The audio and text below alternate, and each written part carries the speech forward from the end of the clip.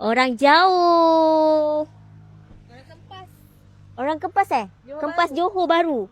Alhamdulillah. Dan dengar cerita ni, tadi baru je akak ni cakap dengan Angel.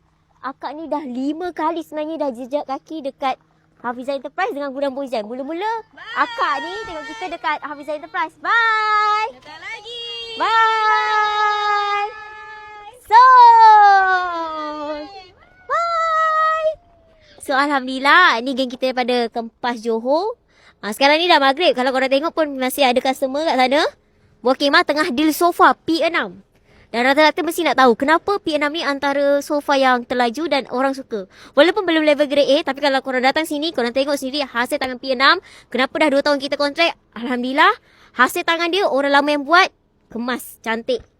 Sofa, korang kena tengok lah dekat bawah kemah ni. Okay, dan tadi geng kita dah 5 kali dah jejak kaki kat sini. Alhamdulillah, lama kelamaan bila dah selalu tengok kita dalam live, dah datang sini, dah borak, dah jumpa dengan pelbagai sila.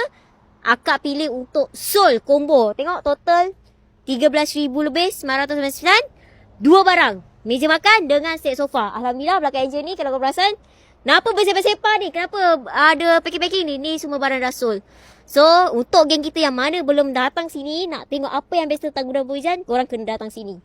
Saya cakap geng-geng Boyzan, akak-akak big boss yang baru bekerja, yang baru ada rumah, korang kena datang sini tengok barang kita kat sini. Okay? Tak bisa Gudang Boyzan tu Soul.